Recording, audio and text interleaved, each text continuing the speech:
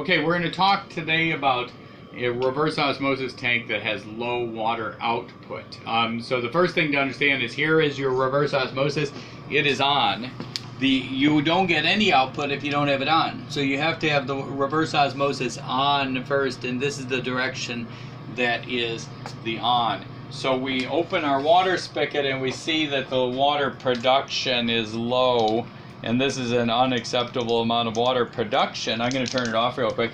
And then what I'm going to see also, this is a bicycle pump and this is how you fix it, that the tank is on all the way too, because this is off and this is on right here. But the problem we have is low water pressure in the tank.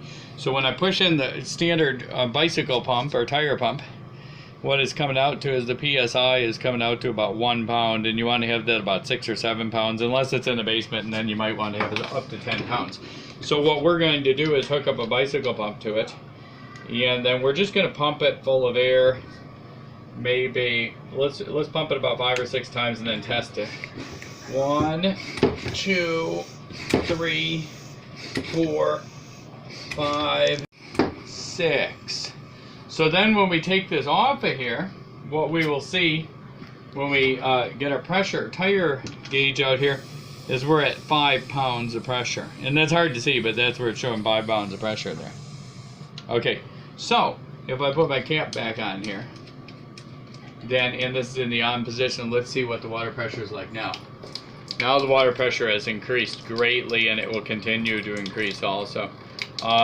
So that's where we are. Well, I will show one other thing, and that's that you can open the spigot while you're pumping it and see how it's working. So to do that, watch this right here. I'm going to open the spigot, and as I'm pumping this, you'll see it should increase a little bit, the amount of water that's coming out of there.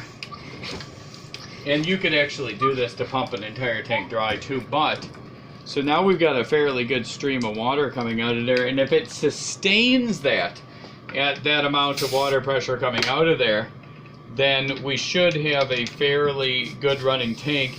But see, this is up to about 9 pounds now, as you can see, which is a little high. I don't know if that's the end of the world, 9 pounds.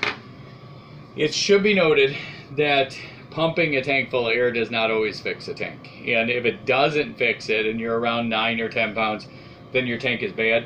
If you push a pen, I don't have a pen, but if you push a pen tip in the hole here, you should hear air, which I don't know if you can hear that. You might be able to hear that. If water comes out of there, the tank's no good. It's no good. Also, you could shake a tank. This one's kind of heavy, but there's no sound. If you hear water swooshing when you shake a tank, it's probably got a broken bladder in there. The bladders will rip.